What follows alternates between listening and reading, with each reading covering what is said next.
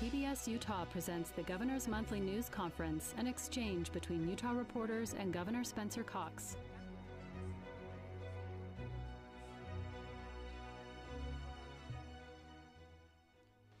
Good morning, everyone. It's great to see all of you here. We're excited to have you with us this morning, and I want to thank. This is the biggest crowd we've had ever, I think. So we have numerous reporters online as well. So I'm really excited to have all of you here today. Now, as I think most of you know, but for our viewers at home, the legislative session ended 20 days ago, but it did not end for me. My session is much longer. I had an extra 20 days to review or sign all 591 bills. A new record this year. I've been working through those bills. I still have some to go. I have until midnight tonight, and we'll keep working on those through the afternoon and evening hours. It's been an exhausting process, but I'm happy to report that I'll be reviewing again that final batch of bills today. In general, I just want to say that I am very pleased with the outcomes of this session, especially around my top priorities, and I want to thank the legislature and their families for their sacrifice, their diligence, hard work, and the spirit of collaboration, which we've worked so hard on over the past 3.5 years. While we didn't agree on everything, we appreciate how most legislators respected the process and worked with us to find solutions to some of the most pressing challenges that are facing our state today. We will be holding some ceremonial bill signings in the coming weeks to highlight specific bills that we think deserve extra attention. It's impossible for citizens of Utah to it's impossible for me and you in the media to really understand all the bills that passed, and there are so many good ones that probably didn't get written about or didn't get much attention, and we want to make sure to highlight those. So I look forward to those those ceremonial bill signings that will be coming up. Generally, we're excited about some of the measures that will, of course, promote housing and home ownership in our state. We will have new tools to help first-time home buyers buy a home, and incentives for municipalities and developers to build more starter homes, which is part of our goal to build 35,000 starter homes over the next 5 years in our state. I'm also grateful for the legislature's support of our holistic approach to homelessness with new funding for emergency shelters, enforcement of no camping laws, a new home court to offer treatment and alternatives to incarceration, and pathways to increase behavioral health and employment, all those things that are so important to us. The way that our team and local government officials, business leaders, philanthropists, law enforcement, we all came together with the providers to rally was truly remarkable, and I look forward to great things to come over the course of this year. On education, we again were able to see healthy increases in funding for the weighted pupil unit and more around keeping our kids safe.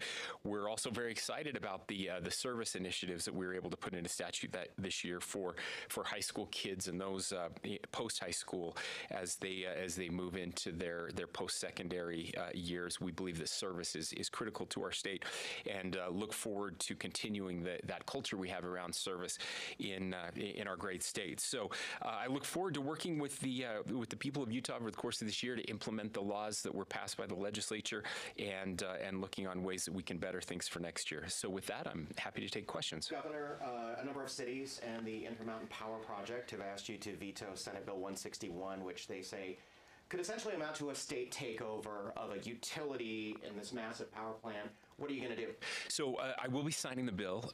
We will, however, be working with the legislature on some things that we think could maybe be done better. And so there's a possibility of a special session to make some tweaks to the law. More than anything, we just want to make sure that we get this right. And this is something I've actually been working on for more than a decade. Something I've been deeply concerned about. We know that energy, power is very important. Anytime we're looking to close down facilities, I think we should be cautious about that.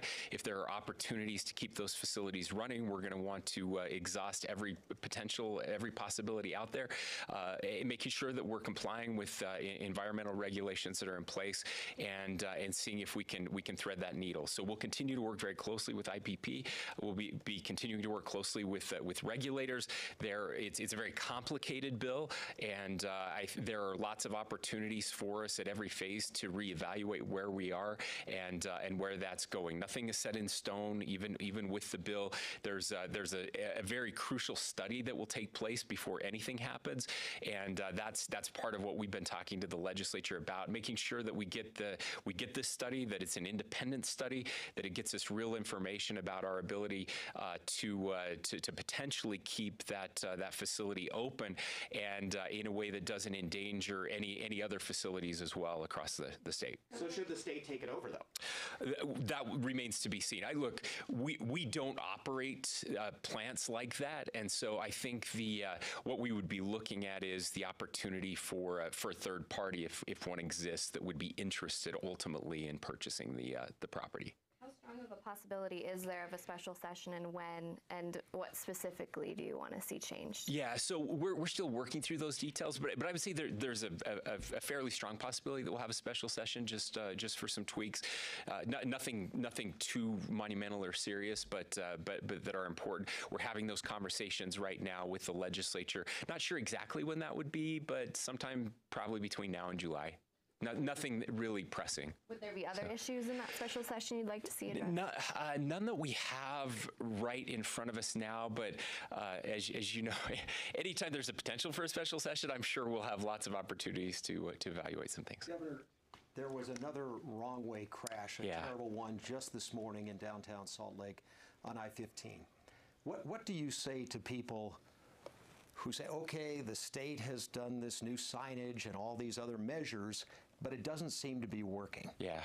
I would tell people to stop drinking and driving. And again, I don't know what happened this morning, but I can tell you with every single fatality we've had so far, there has been impairment, either drugs, alcohol, or both. And that's deeply problematic. Now, we do have some new technologies that we've employed in a couple places that seem to be working better. Give us instant notification, allow us to notify drivers that there is a wrong-way driver potentially as well. And it's very expensive technology, and so we're working with UDOT to get that deployed in as many places as we can as quickly as possible. Other places, do you see other means in which the state could do a better job of monitoring, notifying? Yeah, I think I just answered that question. Yes. Governor, on the final night of the session, the legislature passed SB 273, the bill to require the Salt Lake County District Attorney to track time spent on criminal cases. Do you plan to sign or veto that bill? Or yeah, so I'll be signing that bill. We've had conversations with the county and about the bill, and you'll also notice in that bill it does not go into effect until July of next year. So there's a very delayed implementation date.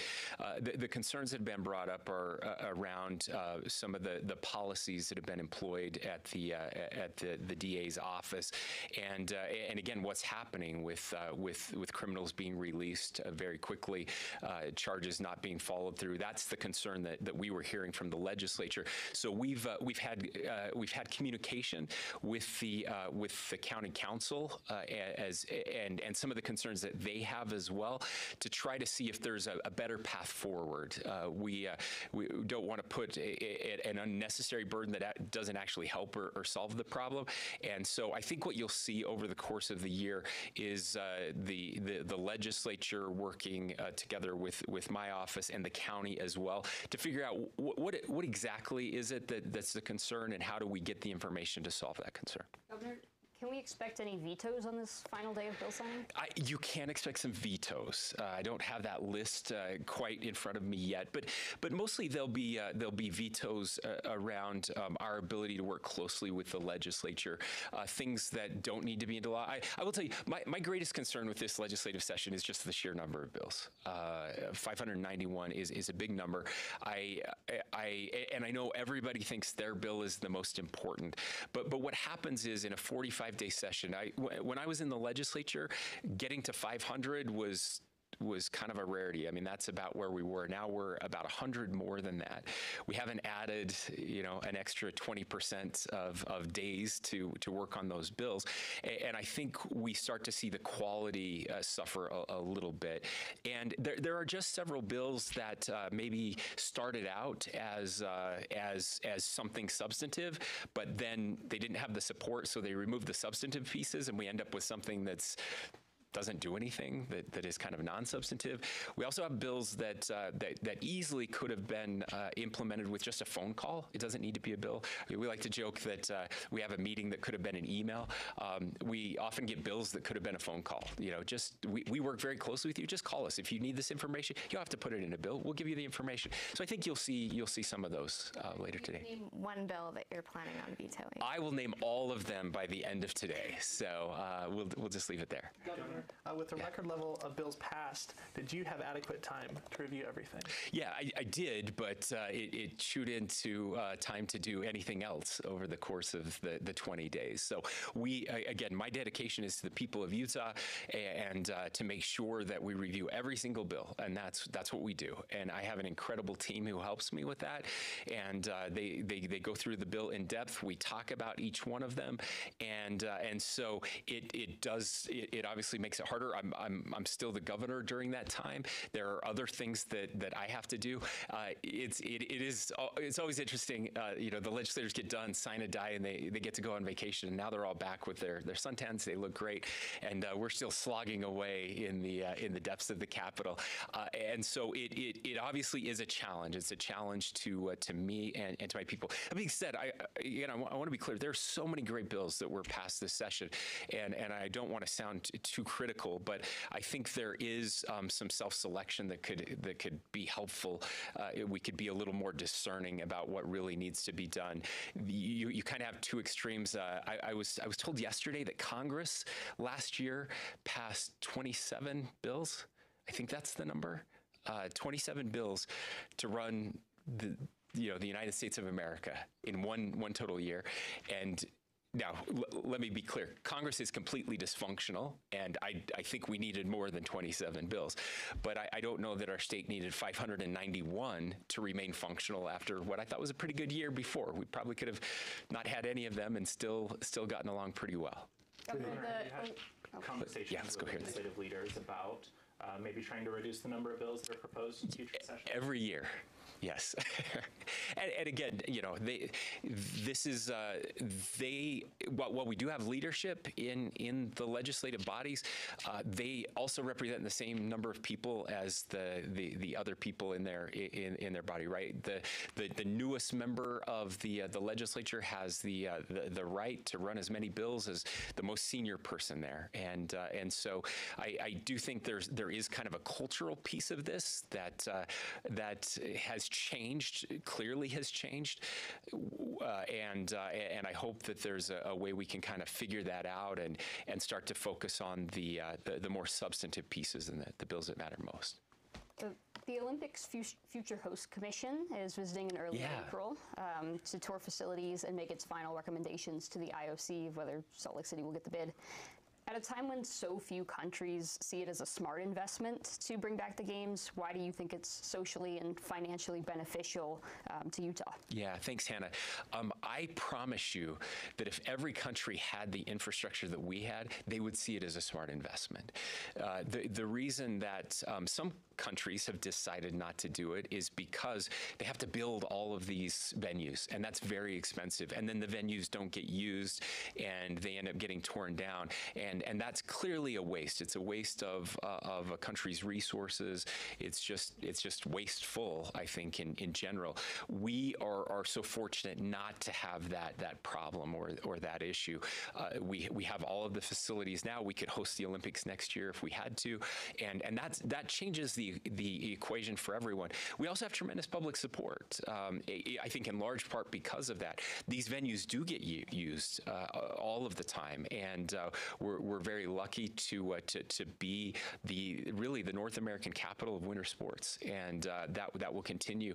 My hope is, and there's certainly been talk of this, that over the course of the next few years, that the IOC will make a decision to kind of have a set group of cities that host the Olympics, so that every 20 years, maybe, or every 16, we come back to these host cities, and that Salt Lake City will be one of those. I could envision one where you have an Asian Winter Games, a European Winter Games, a North American Winter Games, and then maybe you have a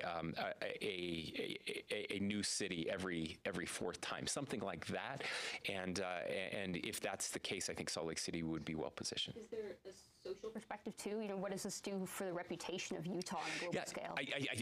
Absolutely. I think, look, if you look at the success of Utah over the last 10 years, and again, taking my bias out of it, we've been the #1 economy from a GDP growth standpoint. We've been one of the fastest growing states. We've had all of these accolades come our way. I believe there's a direct line back to the 2002 Olympics because of that. That we're punching well above our weight, and it's because of that Olympic opportunity that we had. It's also a great opportunity for us to invest in the right ways. We did that. Just met with Governor Leavitt, who has his memoirs coming out talking about what they were able to do leading up to the Olympics and the investments that they made in our freeways, infrastructure, transit, all of those things, and having something out there, kind of a goal that we're all working towards, really has a unifying effect on our state and allows us to do some big things. So we're trying to get through this legislative session, get the bid secured, actually sign. Hopefully on July 24th, we'll be in Paris signing on the dotted line. That's what we're looking forward to if everything goes well. And then we can bring everybody together and say, okay, we've got 10 years. What do we want Utah to look like 10 years from now? We do have some people joining us remotely that I really want to get to. Yeah. So if Adam with Fox 13, you can go ahead with your question.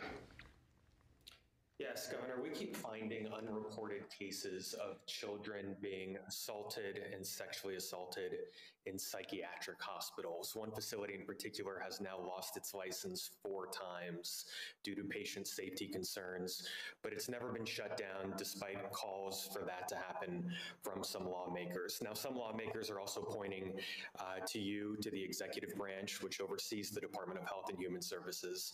So my question is, are you happy with the state's level of oversight of psychiatric facilities? Yeah, thanks, Adam. This is something that I'm very concerned about. I believe that you're referring to Highland Ridge. Am I correct on that?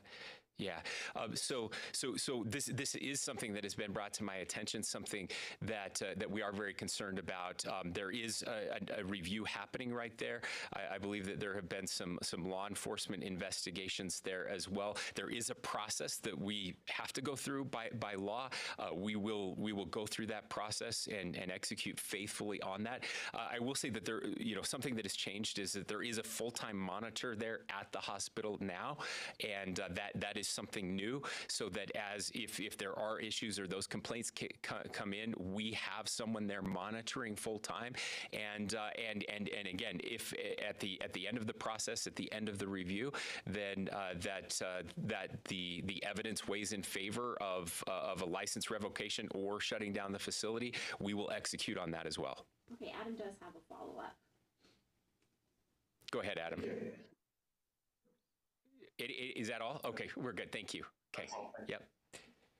Governor, the Colorado River Compact negotiations are going to get underway within the next couple of weeks. Utah and other states will sit down and start hammering out an agreement. What do you want to see out of it on behalf of the state?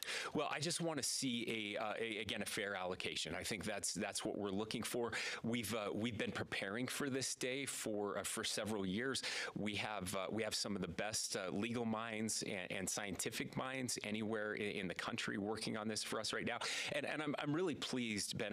I want to point this out, that our Colorado River Commission has been working so closely with the upper basin states and lower basin states. We have a better relationship now, far better now than we had 3 years ago. 3 years ago, we were in a very contentious spot, and I felt like Utah was behind in our ability to excel in these negotiations.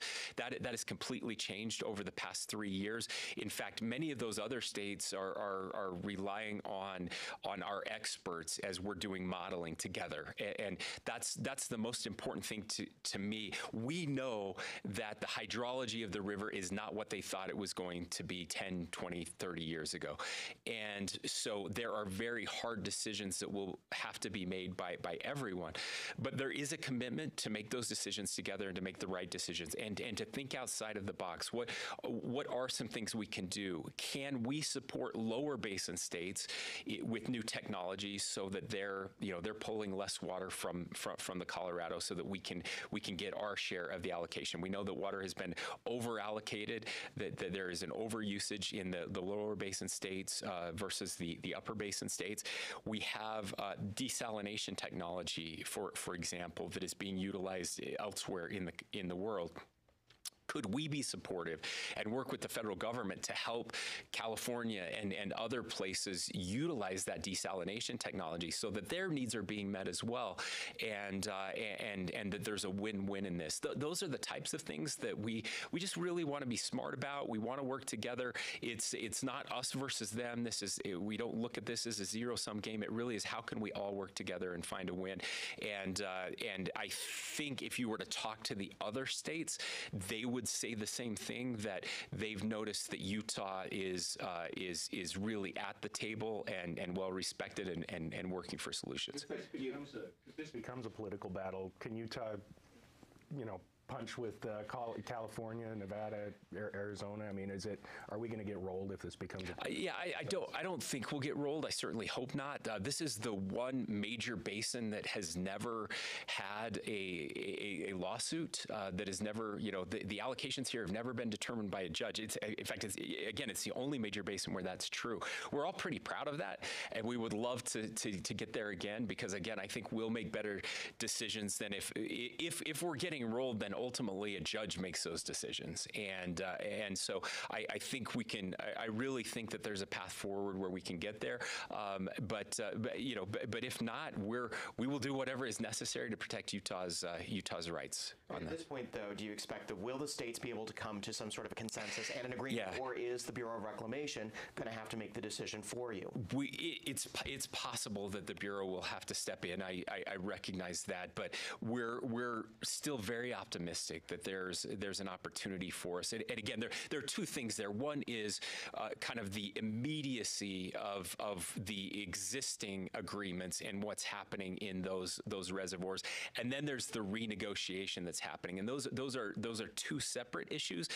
The good news is right now is that the hydrology of the river has improved. So what we were looking at 2 years ago with the Bureau potentially stepping in and just making decisions has kind of been paused a little bit to allow us to work through this, and with the water year that we had last year and what's shaping up to be a pretty good water year this year, especially with some of the recent storms that were in the southeast portion of the state and surrounding states that will feed directly into the Colorado River and specifically into Lake Powell and Lake Mead, we feel like we're in a little better shape heading into those negotiations than we may have otherwise been.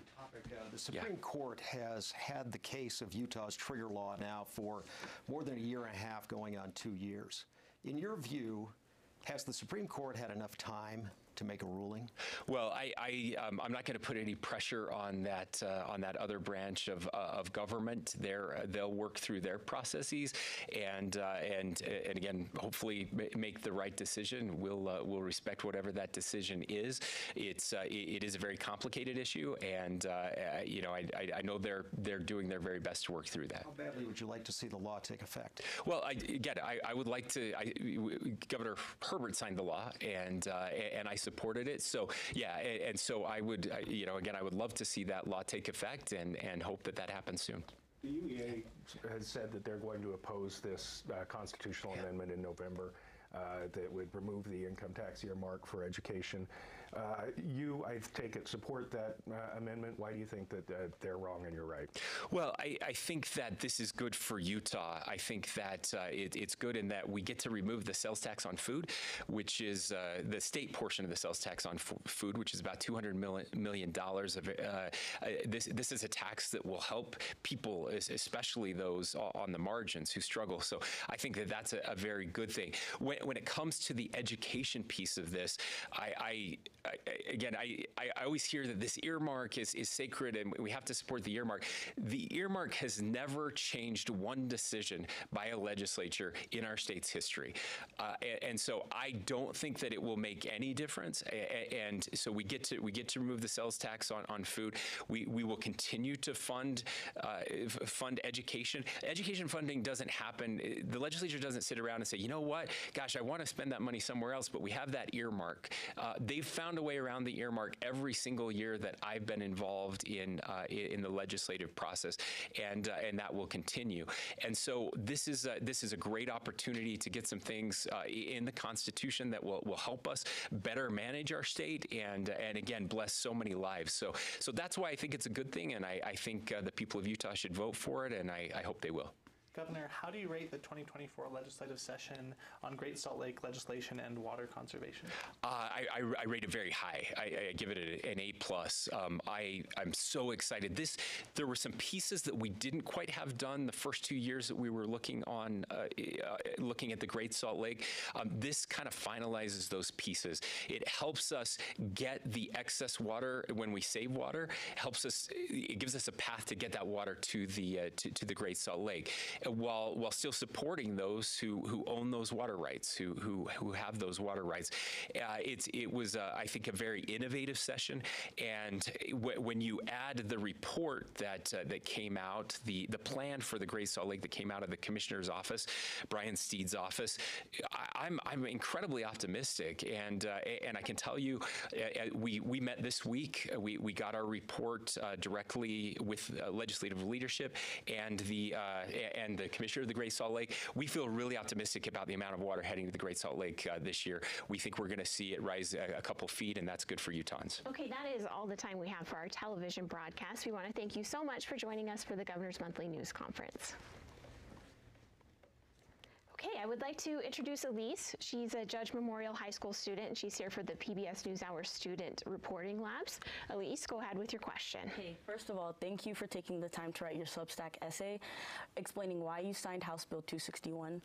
My father is a refugee, and when he came to Utah, he didn't have the resources that were available to me through DEI programs, and I believe that these programs would have aided him in his educational journey.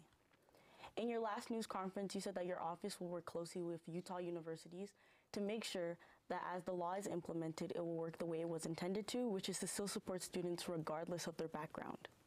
Can you describe some direct ways that your office is working with the state's universities to continue to support diverse students like myself, as they will have less access to programs directly related to their identities? Yeah, thanks, Elise. And it's so good to have you here. I got to meet you before, and I'm glad you're here with us today. And by the way, thank you for reading the Substack piece. I think you and like 5 other people read the 5,000 words. So I really appreciate that. Yeah, so we're working directly with the Board of Higher Ed. In fact, they're in their meetings today and tomorrow, and they'll be discussing specifically this. So I'm just getting through the legislative session, so we haven't started our outreach on that bill specifically yet, but we will. I met with the chair of the Board of Higher Ed just yesterday, and made sure that this was on their agenda for today to start talking with our universities about how this is going to be implemented. And again, I want to be very clear, this is not about removing resources that would help students like you. It's about making sure that we have resources to help all students who need that help and that belonging and that success. And that's the whole purpose of this. And so we'll be working closely over the course of the year, looking at the changes that they're making to these programs and making sure that students like yourself and other students who are struggling get the resources that they need moving forward. Thank you. But this has to take effect within the next like 8 weeks, right? Yeah. And yeah. So the wheels have got to be in motion, and the state has to be prepared to respond to it, not just from the university level, K through 12, and also in the state agencies. From the state agency standpoint, What are you seeing? What's being done in your administration? Yeah, so what the state agencies have done is they've been going through and looking at all of their programs that would be impacted by this bill, and then putting together their plans on how they're going to move forward. So again, over the next few weeks, we'll be reviewing those and giving them input and making sure that we're protecting the rights of all Utahns and giving opportunities to everyone regardless of their race or ethnicity. Okay, we do have another remote reporter. We have quite a few waiting, so we'll get to Chris Reed with St. George News. Chris, go ahead with your question. Thank you so much, and good morning, Governor. I'm going to get back to troubled teen centers. There's a documentary on Netflix right now that called the program that's been its top 2 for probably the last 2 weeks or so. And it paints a harsh light on troubled teen centers in Utah specifically, especially in the 3rd episode, and especially those in southern Utah. One, have you seen this documentary? And secondly, what is your response to the documentary's accusation that the state has been letting these centers get away with abusive and criminal treatment of teens? So, Chris, as I mentioned, there were 591 bills that did not allow me an opportunity to watch that documentary or any others for that matter. So no, I have not. But what I can tell you is that we've passed significant legislation. Senator McKell has been at the forefront of this over the past 2 years, directly dealing with these troubled teen centers and some of the accusations of abuse that are out there. And so I do, again, I'm at a disadvantage not having watched the documentary, but I feel much more confident about the legislation that we have in place now to protect against abuses than I would have 2 years ago. And turning to one other subject that is going to be coming up for you, I attended a luncheon of here in Washington County, which had the 4 people who say that they are going to, they want to replace you as governor in the Republican primary. Their main focus was panning diversity programs to the state. One in particular, Scott Robbins, who's actually second to you in the polling right now, though the polling is early. I'm just going to tell you what he said. He said, quote, "We were lied to, especially the white community, that diversity and multiculturalism includes us. I would like to see everyone get a voice, especially the white community. I would like to replace this anti-white DEI. I want to see a white community be given a voice, just like all those black student unions, BLM." What is your response to that? And what is your thought on diversity programs in respect to your opponent? Well, I wrote 5,000 words on that, and I would encourage him to read them. So I'll just leave it there. I know we have somebody else online. We do have Lindsay Ertz with KSL5 TV. Go ahead with your question, Lindsay. Hi, Governor. Thanks for having us. Okay, so a bill sitting on your desk, obviously, you said you're going to sign the bill that deals with District Attorney Tim Gill's office in Salt Lake City. I'm wondering if you can address the political nature around this, him being a Democrat, your party and the Republicans sort of taking aim at his office. Why should people view this any other way as political? So I think there are several reasons. This year we have more investments going into to Salt Lake City than at any time in our state's history, and that includes significant investments around homelessness, significant investments around arts and entertainment districts. In those areas, we've got the potential for Major League Baseball. We've got the potential for potential National Hockey League expansion. Major re-envisioning of what Salt Lake City and downtown Salt Lake City can look like, and so the state is going to be invested in a way that they've never been invested before. I think there's deep concern about what we've seen with some of the policies impacting homelessness, the crime in parts of the city, and so I think it's fair for them to want to receive information about decisions that are being made and why those decisions are being made, especially if that kind of investment is going to be made at the state level. And so that's that's my response. I can't speak directly to the to any kind of tit for tat or political back and forth between the legislature and the district attorney's office. I'll let you ask those questions of them. But that's the conversation we had. And again, as we met with council members from the county council who oversee that office and the funding of that office. They also shared concerns that they've been looking for data as well and information. And so I think we can work collaboratively to get the right information and just make sure that we have the right policies in place. Should the same reporting be required? And then one other quick question, if I have. In this session, you told me the goal was to veto nothing, right? You like to get involved in the process earlier and really, you said, work to get to yes on some of these bills. Now you're going to be out today with a list of bills that you plan to veto. Why could you not get to yes on some of these bills that could have just been a phone call? And again, I think that's the point.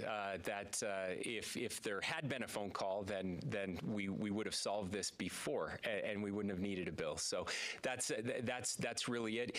Look, even on some of these bills that I don't like, that I'll be signing, we instead of vetoing, we reached out, we sat down, we talked through it. Is there still more we could do over the course of the next year? And where those assurances were given, we'll be signing those bills. Robert, I think you had a follow-up. Go ahead. DA question. You said it's because of the state investment, it's fair to expect some reporting, some information, some data from the office.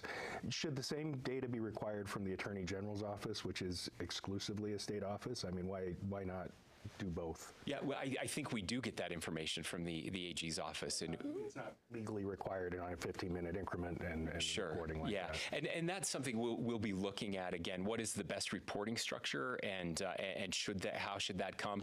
Again, I don't get to revise bills when they come to my desk to make them broader or include other people. I have to deal with what's just in front of me, and so I think as we move forward, I know there is you'll recall there is an investigation by the legislature that is happening into the Attorney General's office, and I believe that they'll be collecting some of that information as well. That review is ongoing. On that DA bill, what are your thoughts on the provision that allows you, the governor, if you determine the DA has failed to adequately prosecute crimes, to recommend a quote-unquote replacement prosecutor to the Utah Supreme Court? Well, that's something that we'll certainly be looking at over the course of the year. That's a responsibility that I would take very seriously. Look, I believe elections have consequences, and so just because I disagree or don't like what someone else is doing, that's not grounds for recommending a replacement. That would only be used in the case of corruption or something that is more than just political. There were several bills passed this year that created new boards that had mostly legislative makeup. I'm thinking of the Fair Park Board, for example, that is primarily legislative makeup. And these are now taking executive functions. Are you concerned at all about, is there a legislative creep into the executive power? This is something that we've talked about and something that we've pushed back on. I will say I am very happy. We got rid of 50 boards and commissions, which was one of my priorities, and so I appreciate the legislature doing that. We have pushed back, and we got several changes in lots of bills around those kind of boards and commissions. If they were truly just an executive function, then we were able to get most of those removed. If they were advisory, then we allowed most of those to go into effect. These kind of different quasi. This has been an issue for a long time, where we have some of these new entities. They're government entities, but they're separate from the state a little bit. We have these authority boards like that where we have allowed legislative participation in the past, but that's certainly something that we'll be looking at over the course of the next year to see, where do we have legislators functioning in purely executive roles that would apply to my executive role, and if so, we'll be pushing back on those as well. I just want to make sure I understand you correctly. You think the legislature passes too many bills? I do. Why not veto more of them? Well, I'm going to today. Well, but overwhelmingly, the chances of a bill becoming law and getting a signature if it passes the legislature are really good. I mean, overwhelmingly, you signed these bills. Why not veto more? Because I work really hard to make those better bills, right? Look, it's really easy to just say, hey, just, flippantly veto bills. Just get rid of a bunch of them. And the minute I do that, nothing I would like to get passed gets passed, right? And they also, it's much easier to override a veto the more you veto, the more likely you are to get overridden, right? Because I'll override yours if you'll override mine, and that's how it works. So that doesn't get us anywhere. And I do have a great relationship with the legislature, and there are some very good bills that are passed. What I'm hoping is that we can together work on just being more thoughtful, giving more time to some of these bills that are the most important. And I think there's better ways to do that than just the veto pen. How many bills do you plan on vetoing? I don't have that exact number, but there will be several. And do you think the legislature is going to call a special session to perhaps override any of your decisions? It's very possible, which is how this works, and that's okay too. I mean, this is the other thing I like to tell people. Like, this really is part of the system. I get to veto, and they get to override, and I don't have my feelings hurt when they override. They shouldn't have their feelings hurt when I veto, although they do often, which I understand, because it's a lot of work. It's not easy to get a bill passed.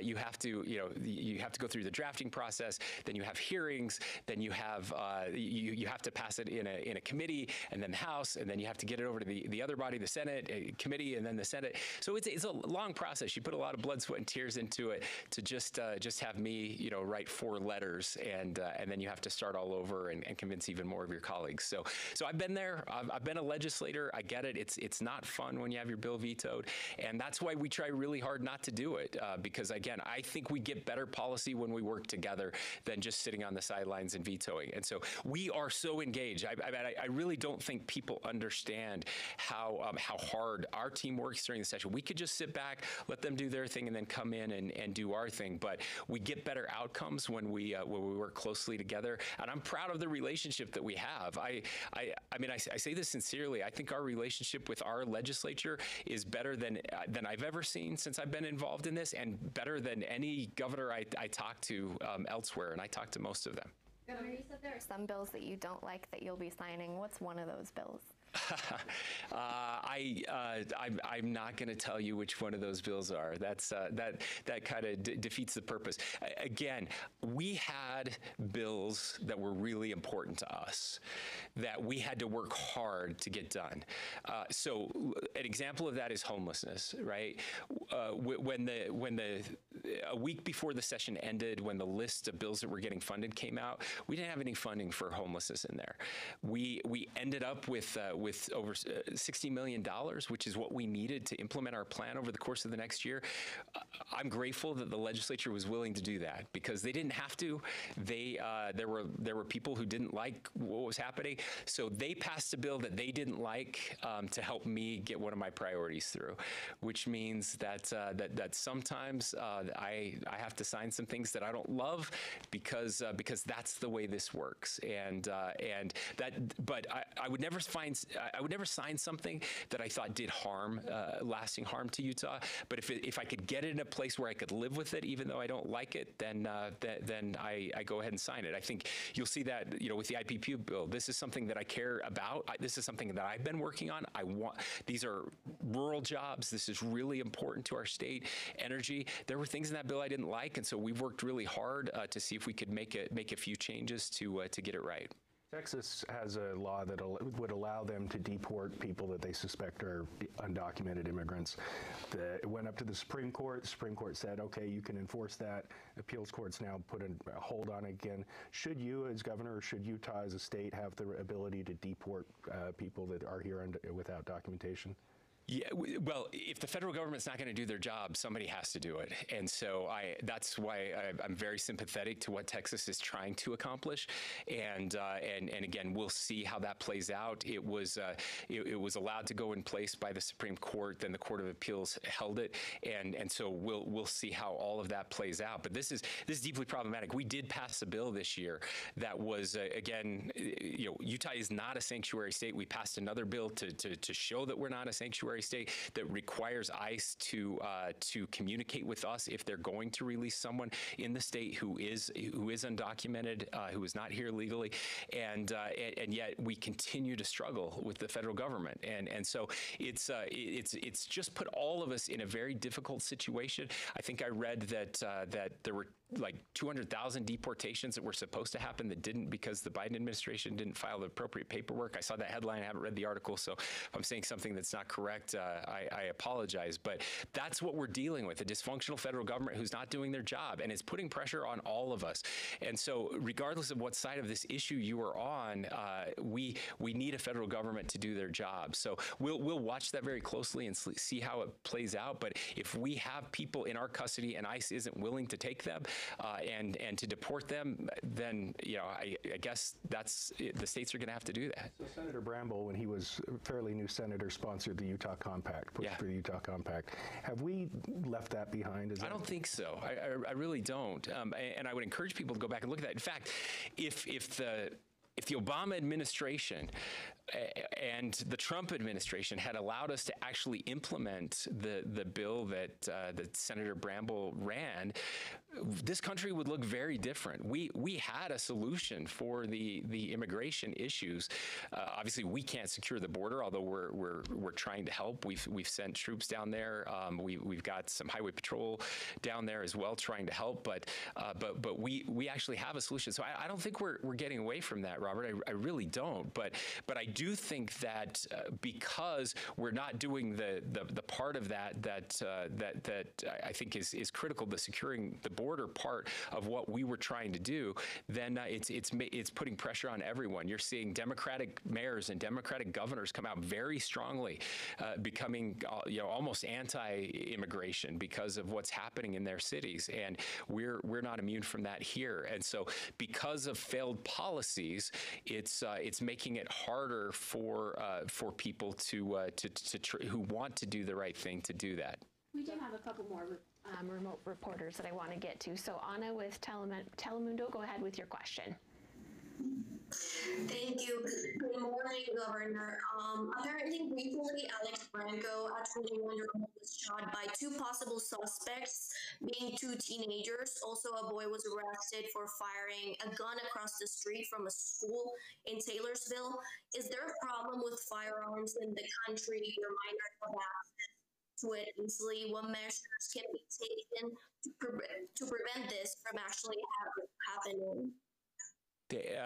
Thank you. You were kind of cutting in and out, but I think the question was around do we have a problem with firearms in the country? We've answered this question probably 100 times in these back and forth. Yes, we do have a problem. Bad people with guns is a problem. How we solve that with the Second Amendment that I believe in is always a very difficult proposition. We had substantial legislation just this session around protecting students in our high schools. We've been working very closely with law enforcement on ways that we can make sure that we are protecting students in schools, and we'll continue to do that. Governor, on that note, with those bills that you signed, some people have said they incentivize teachers to carry guns and are concerned that actually makes students less safe in schools. How would you respond to people that are worried about the implications of those bills? Well, again, there's very specific measures in place around training and security, making sure that any weapon would be secured, and we certainly hope that it will have a deterrent effect, and that's the reason behind the legislation. Governor, we saw a lot of technological and organizational issues with the Republican Party caucuses on Super Tuesday, which made Utah the last state to report results out of all of the states that were voting on Super Tuesday. So how do you think that process went, and do you support using the caucus system in future elections? Well, I had a great caucus, so mine went very well. So I don't have any complaints. I know there were some because of high turnout and some technology issues in some areas. Obviously, I think we all would have liked to have gotten those results sooner. Not that they were ever in doubt. I don't think as far as the ultimate the ultimate results were concerned.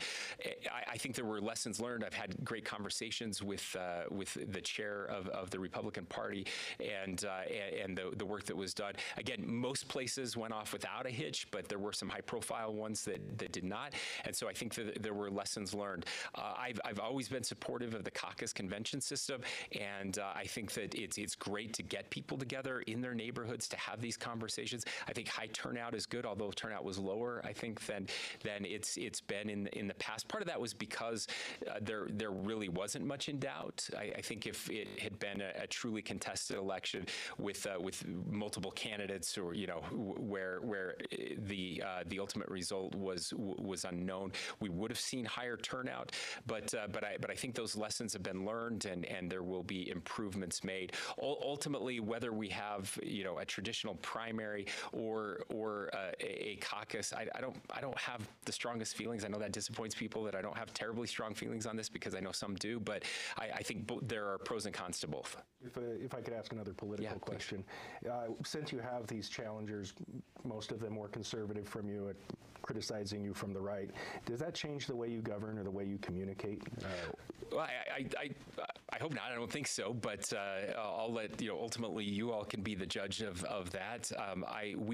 Look, I'm a very conservative governor. I always have been, and I think if you look at my record, I stand on our record. We've cut taxes more than any governor in our state's history. We've passed constitutional carry, something that I was very proud to sign. Did that my very first session as a governor. We've worked very closely on conservative issues that I think make Utah better. We're the best state for business. I think the results speak for themselves, and so I'm grateful for what we've done for teachers. We've got the largest raises in our state's history for our teachers. So look, it is the political season, and certainly we see that. We see that with legislators who are up for re-election this year. Anyone who's an observer of the legislative session will tell you that election years are a little different than non-election years, and that's certainly the case. But that's part of it. Abraham Lincoln said that any problem we have in this country can be fixed in the next election, and that's why we have elections. And so we do speak to voters, and I think we're doing very well. I think if you look at the polling, we're doing very well. And so I'm still speaking out on things I believe in, though. I speak often about depolarization and how important it is, even if that's not very popular. There are those in my party that don't like me talking about that. They think that that's weak or soft. I disagree. I think it's courageous. I think it's hard. I think it's the thing that we should be most concerned about. I think our country is being torn apart because we are too polarized. I try not to be that way. Sometimes I mess up. I've apologized for that in the past when I've said things, used rhetoric that I'm not proud of, and so I'll continue to do that. But I think if you look at what I did in year 1, year 2, and year 3, and match it up with what I've done in year 4, you wouldn't see that much of a difference. There are anecdotes of people who are leaving the state because of the high cost of living. Do you see a trend toward outmigration? So there are certainly different trends that happen. We've always had in-migration and out-migration. We're not the fastest growing state in the country anymore, and that is because of the cost of living. There's no question about that. I'm deeply worried about the cost of housing. I've said that many times. I think we're 7th or 8th now in the country when it comes to the actual cost of price of housing, the median price of housing. No, we're not 3rd when it comes to the price of housing. That's the affordability. We're 3rd in that study if you show the individual income versus the median price of housing, which is different. If you look at family income, because we have larger families, we're not 3rd. We fall down. But again, you can find stats. It's not good. It's not good. Whether we're 7th, 8th, 3rd, whatever, it's not good. Which is why I've been so passionate about building starter homes again. Look, I know what it's like, you guys. I know what it's like to live in a place where you have to leave. Because you can't afford to live there. Because that's what my brothers and sisters did. That's what all of my friends in high school had to do. Most of them had to leave not because the price of housing was too high, but because they didn't have it. There were no jobs, right? Doesn't matter. Either you don't have a job, or you have a job but you can't buy a house. Both of those make you leave, and it's not great. It's not what we should be focused on. And so so this is why we're trying to change that. I absolutely believe that if we can do this and get it right, and I worry that maybe it was a little complicated and so it didn't get enough attention, but what we did this legislative session is bigger than anything that's been done anywhere in the country when it comes to the possibility of building starter homes and attainable housing. We have over $300 million now available for builders to get construction loans, working through banks.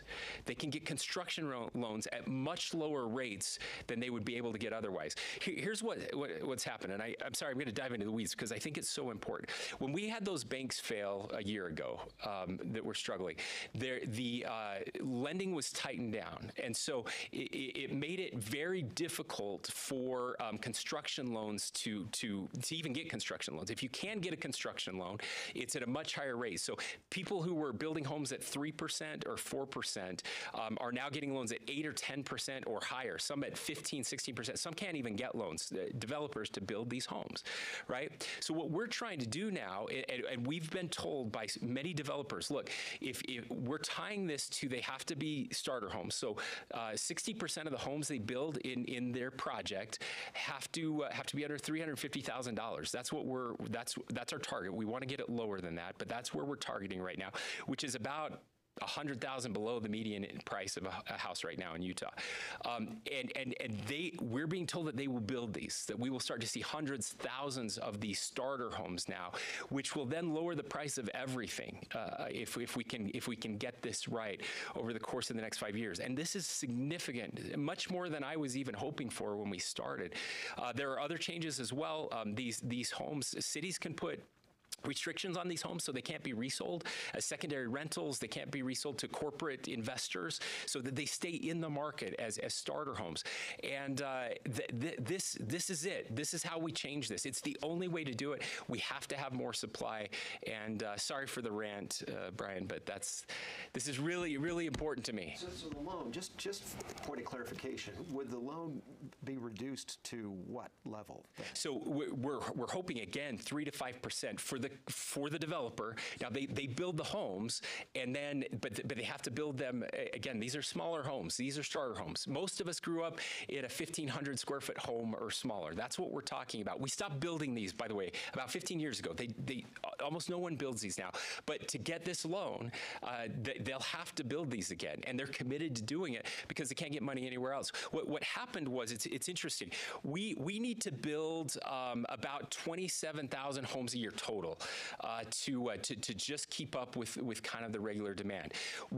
After 2008, when the market collapsed, we stopped doing that, and then we started building up, and we got up there. We started doing it again, and then COVID hit, and then interest rates went up, and we fell off again. So we're actually falling behind now. We're already behind, and now we're falling further behind. So we've got to really get developers building again, and again, the League of Cities and Towns tells us they have about 190,000 lots that that could be built on right now, that are papered lots. They're permitted, but they don't have the infrastructure, or they can't get a loan to build on them. So that's what we're trying to do, and forcing the cities and towns to allow for smaller lots so that we can get more of these houses. All of that works together, and we think we can land this. We are out of time. Sorry to interrupt. Do you have any final thoughts as we wrap the legislative Well, look, session? I must say it's great to have Robert Gerke back with us. I'll just give him a shout out. It's been a while, so we'd like to do that. Just it is March Madness today. I'm surprised any of you are here. BYU kicked off about 20 minutes ago. I don't have an update yet, but I hope they're doing well. And good luck to my Aggies and the Lady Utes. It's a fun time of year. I hope everybody enjoys it. Great weather. We've got more water, more snow, more rain coming, which is good for all of us. So thanks, everybody.